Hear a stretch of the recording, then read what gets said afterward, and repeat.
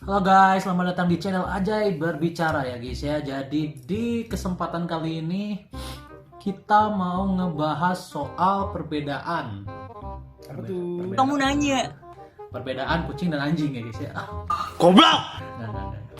Jadi perbedaan yang jujur ini membuat gue gelisah akhir-akhir ini ya.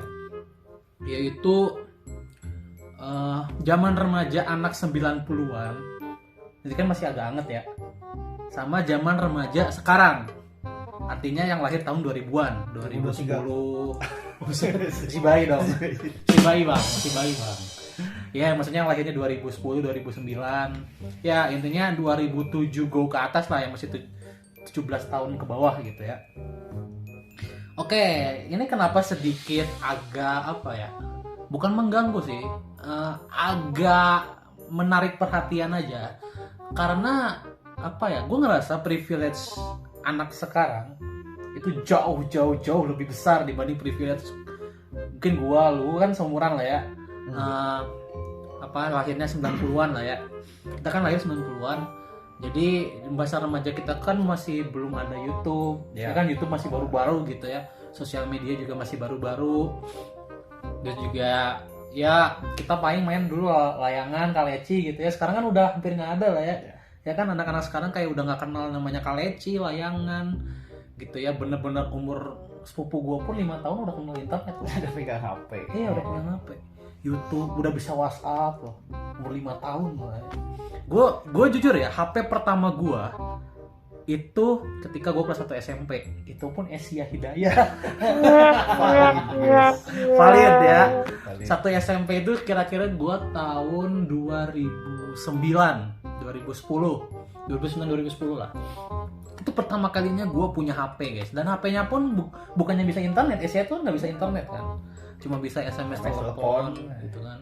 SMS pun ya 1 perak per karakter lah, masih inget gue. Kalau main game Snake doang. Iya, dimana gue harus isi 10.000 tiap 3 hari dan menguras kantong jajanku hanya untuk SMS-an dengan monyet-monyetanku ya guys ya. Oke, itu bisa di-cut. Oke, kenapa gue ngerasa ini sedikit ini karena apa ya? Jadi gue tuh punya Karang Taruna. Jadi intinya gue dulu megang Karang Taruna dan gue ngerasa 2 angkatan di bawah gue tuh Karang Tarunanya itu bener-bener kerjanya cuma main game doang, nge-YouTube, main game. Angkatan tuh selisihnya berapa? Setahun? Oke. Jadi satu periode itu kan 4 tahun. Oh, 4 tahun. Oke. Jadi kurang lebih 8 tahun di bawah gue. Berarti ya paling gedenya 19 tahun lah, 20 tahun yang paling gedenya.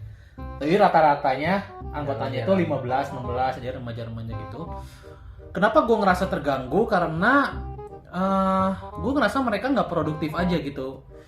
Karena kalau gue ngelihat sekitar gue yang dulu biasanya kita kayak kuproy apa sih? Yang bersih tiap minggu. Bukan kuproy, kerja bakti ya intinya. Kuproy. Selalu banyak program kerja gitu di angkatan gue, di atas gue, di angkatan di bawah gue. Tapi semenjak di angkatan ini itu bener-bener gak ngapa-ngapain, kerjanya cuman mabar. Sih. Kerjanya cuma buka Nimo TV dulu waktu masih ada. Sekarang buka live YouTube gitu kan. Jadi sering-seringnya tuh buka-buka begituan, ngerti gak sih, dibanding mereka tuh ya kalau misalkan mau Agustusan cari duitnya tuh bener-bener minta, tau gak sih? Kalau di zaman kita dulu itu bener-bener namanya nyari sponsor, jualan, bener-bener kerja keras banget untuk nyiapin 17-an. Contohnya seperti itulah zaman dulu itu. Jadi gue ngerasa sekarang tuh kayaknya anak-anak sekarang tuh udah terlalu diperbudak sama teknologi nggak sih? Setuju nggak? Ya. Menurut Anda gimana? Itu pendapat orang. Karena emang dari kecil udah sering terbiasa terpapar teknologi. Jadi memang kalau ada teknologi tuh ngerasa ada yang hilang gitu. Jadi nggak bisa lepas gitu kan sama teknologi kapanpun dimanapun gitu kan jadinya. Iya. Dan menurut lo itu aman gak sih kalau misalkan anak SD yang mengalami itu?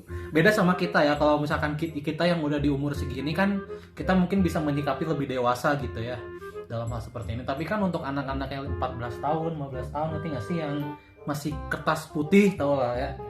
yang dimana dipaparin ini terima, dipaparin itu terima gitu kan. Itu bukannya berbahaya nggak sih?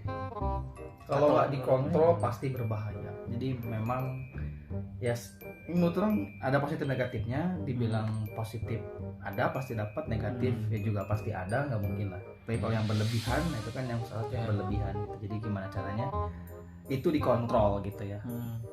Paling bagus sih sama diri sendiri, cuman karena mungkin belum ada kemampuan untuk itu ya pasti peran dari orang lain yang paling penting ya pasti orang tua.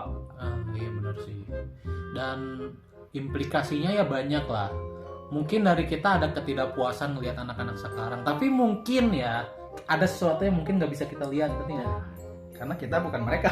Iya, Kita nggak kita tahu. bukan mereka. Mungkin ya.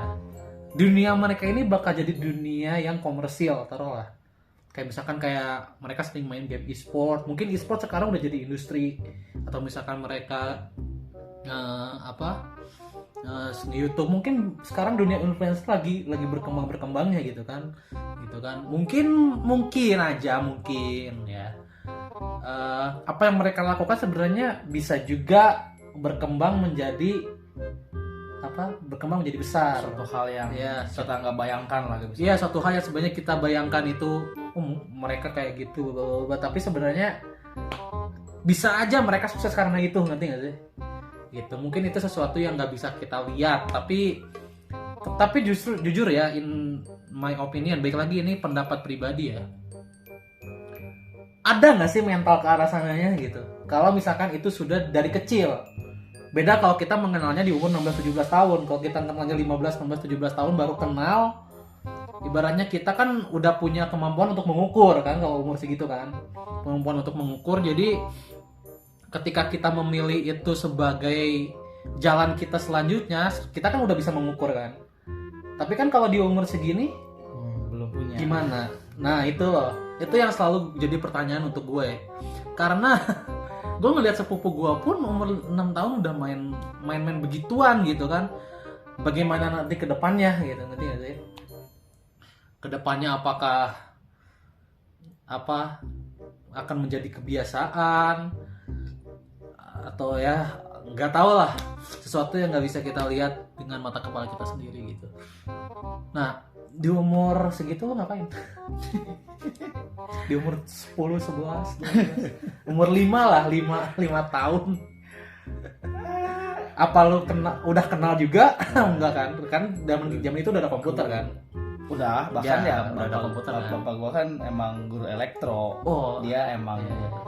komputer, laptop, handphone udah kenal duluan. Dan arti maksudnya itu kan punya orang tua ya, kita nggak Iya, tahu iya. menau dan kita nggak punya hak untuk pakai itu. Kita cuma tahu ada elektronik ini gitu kan. Cuman di umur kita kecil lah masih zamannya apa ya, ya tradisional aja permainannya dan layangan, apa namanya tuh, main apa sih, gali-gali pasir bikin terowongan, masak-masakan nih begitu lah Lancakan, ya, pokoknya sumput, main-main seru. yang memang full interaksi antar manusia secara langsung gitu kan. Di situ belum kenal gadget. Gua pertama kali tahu internet dan masuk ke warnet tuh menginjakan kaki. Dulu harus ke warnet ya. Ya, Dulu kita nggak bisa internetan pakai HP apalagi ya. Harus ke warnet.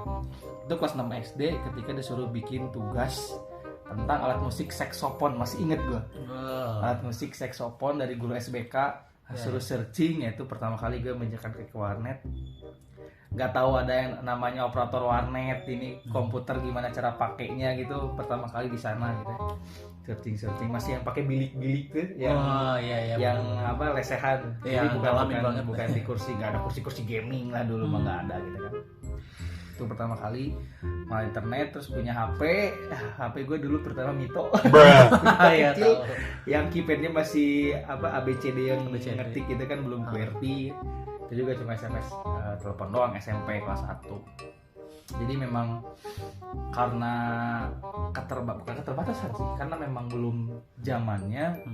Ya emang pada akhirnya yang banyak kita lakukan adalah interaksi sosial gitu kan, secara langsung, baik itu mungkin dalam hal main ataupun hal-hal lainnya. Nah, mungkin gue nyambung dengan statement Ajay tadi tentang karang taruna ataupun apapun itulah ya, yang Ya, bersifat apapun general. sebenarnya apapun bentuknya, tapi maksudnya kan perbedaan itu sangat terlihat jelas gitu. Ya, dimana sebetulnya ketika kita berkumpul atau ketika kita dalam sebuah naungan komunitas atau lembaga atau apapun gitu kan ya, memang kan idealnya ada satu hal yang bisa kita bukan kita berikan, lebih ke kita share gitu. Kita menikmati, kita bisa laksanakan, kita bisa jadikan itu ajang gitu. Bukan cuma ya kita cuma ngumpul tapi nggak ada sesuatu yang membekas gitu kan, nggak sesuatu yang spesial gitu. Jadi sebetulnya mungkin entah dari merekanya mungkin karena terlalu jauh belum bisa mendapat contoh, kurang tahu ya, karena mungkin karena Gen Z ya entah sebutannya apa namanya untuk 2000-an ke bawah itu kan memang mereka itu tipenya tipe peniru ya kalau menurut gue ya. Tipenya kalau misalkan ada mereka punya panutan atau mereka punya teladan ya pasti mereka ikutin. Nah sekarang gimana caranya mereka bisa punya teladan yang mengarah ke sana, sedangkan kan mungkin mereka dari kecil atau mungkin sudah sering terpaparnya panutannya ya kalau nggak game konten-konten yang ya cuma nge-live atau apalah, hiburan-hiburan yang memang ya sebatas di sosmed aja gitu. Jadi menurut gue sih memang tetap perlu peran eksternal lah, meskipun mereka sudah dewasa atau mungkin beranjak dewasa, tapi tetap butuh guidance lah gitu kalau menurut gue. Soalnya gue selalu menilai itu kan ada itu kan taruhlah dari aktual ya, tapi kan gue juga suka, sekarang kan gue main sosmed banget kan gara-gara gue menjajaki jadi influencer ini kan. Itu kan sering banget lihat komen gitu-gitu, tau gak sih? Lu tau gak sih kan Indonesia itu bisa dibilang negara paling toksik netizennya gitu. Komennya nggak pada pakai otak ya. Mungkin nggak sih itu tuh hampir semuanya dominasinya itu anak umur 15, 16, 14. Kayaknya kalau sudah seumuran kita kayaknya komennya nggak akan sampai separah itu nggak sih? Ngapain juga guys? Kayak ngapain gitu? Iya kan, di pandangan kita, nggak tahu ya pandangan teman-teman, tapi di pandangan kita yang taruhlah emang kita main sosmednya emang udah di usia yang sudah bisa mengukur gitu ya. Itu kayak kalau kita komen itu pasti dipikirin dulu gitu, apakah ini sakit hati atau gimana gitu. Ada yang kesinggung gak nih? Iya, dampaknya gitu. Apa? Dampaknya apa? Apalagi mungkin ada beberapa public figure juga yang taruhlah main sosmed apa-apa tuh di-share di sosmed nanti gitu. Iya kan? Itu juga sebenarnya bisa jadi penyakit gitu kan. Mereka tidak paham kalau mereka public figure, tapi apa itu juga bisa jadi dampaknya karena bermain sosmed sejak dini, atau menurut lu gimana? Ya itu bisa banget sih kalau misalkan referensi informasi atau tontonan mereka ke arah sana yang mereka sukai, ya pasti habit-habit yang mereka tonton akan mereka tiru gitu. Iya. Ya ceplos-ceplosnya atau mungkin reaction yang sebenarnya nggak pantas gitu kan untuk menanggapi suatu hal atau suatu isu gitu kan. Itu sih. Sampai gue tuh pernah komen di salah satu akun Instagram, ya enggak, gue lupa sih. Artinya akun Instagram Kemendikbud. Gue tuh pernah komen gini, apa iya sosial media bukan sosial media lah, internet. Iya, tentang internet.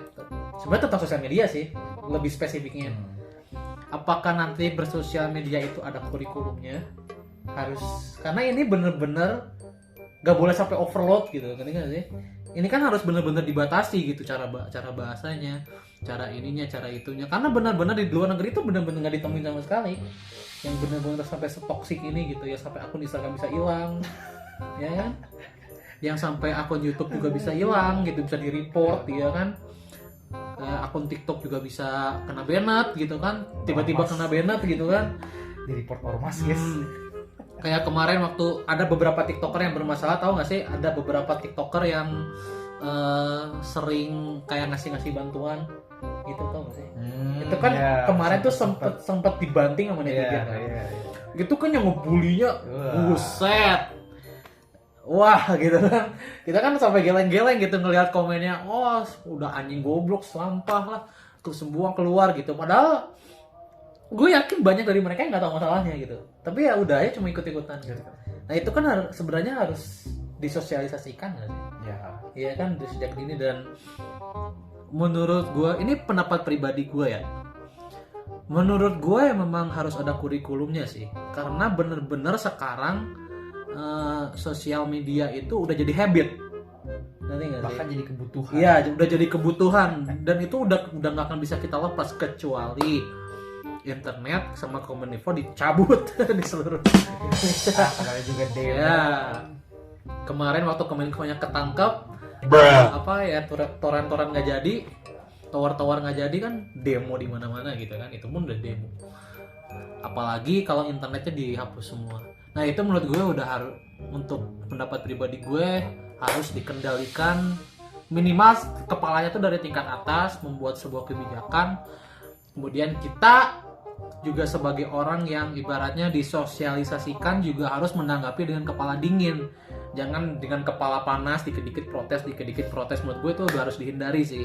Ya, karena balik lagi perubahan itu akan selalu ada di setiap waktu. Begitupun gue yang, karena gue buat video ini pun karena sedikit tidak terima gitu. Ngerti gak sih? Ya kan? Tidak terima dengan perubahan zaman ya sebenarnya ya memang itu harus terjadi terus-menerus gitu kan. Karena itu namanya evolusi gitu. Oke, ada tanggapan lagi? Dari pandangan gue kayak gitu aja sih. Ya paling di sini pun kita bukan berarti menjudge generasi mana yang terbaik. Ya, kita nggak menjudge sama sekali. Ya, generasi kita baik pada masanya, generasi yang sekarang pun baik pada masanya. Ya, intinya di sini kita berusaha men-share gitu ya. Ya. Barangkali ada hal-hal baik yang bisa diambil oleh mereka, dan kita pun tetap akan selalu melihat gitu ya, apakah ada yang bisa kita ambil dari mereka, hal-hal baik gitu kan. Ya pasti kita juga perlu belajar lah, perlu berkembang juga. Mungkin mereka lebih update, atau mungkin mereka udah terpikirkan ke arah yang lain, kita nggak tahu gitu kan. Jadi ya di sini kita hanya berbagi aja pemikiran kita. Yaudah, itu sekian video kita tentang perbedaan anak-anak zaman 90-an sama 2000-an. Masih dengan anak-anak lagi 90-an. Sebenarnya udah enggak sih, kita kan udah 20-an lah ya. Udah enggak bisa dibilang anak-anak ya. Masuk kita udah 20-an, udah kepala dua. Teman-teman, ini perbedaan dari yang sekarang udah 20-an sama yang sekarang masih belasan gitu. Taruhlah gitu. Generasi 90 2000. Ya, kita masih dekat-dekat lah bisa dibilang. Tapi maksudnya meskipun dekat, tapi kita maksudnya habitnya udah jauh banget gitu ya. Itu sih yang bisa dibilang ingin gue beri sudut pandang gitu ya. Oke, terima kasih yang sudah menonton. Jangan lupa like, subscribe, support my YouTube channel ya guys ya. Dan see you di konten-konten aja berbicara lainnya ya guys ya. Bye bye.